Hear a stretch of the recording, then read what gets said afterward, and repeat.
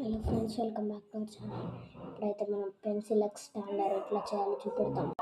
చూడండి, ఫస్ట్ మీరు ఇట్లా పెన్నుది ఫ్రంట్ పార్ట్ ఇట్లా కట్ చేసుకోవాలి.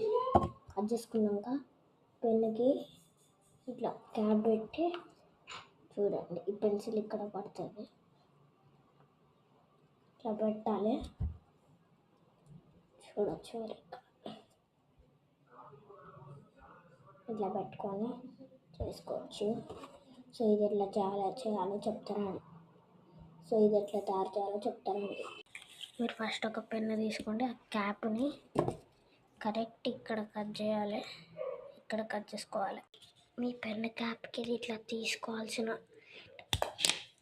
అది తీసుకోవచ్చు. అయితే మీరు కట్ చేయాల్సిన అవసరం లేదు, తీయరాకపోతే కట్ చేసుకోవాలి. చూడండి, కట్ అయింది.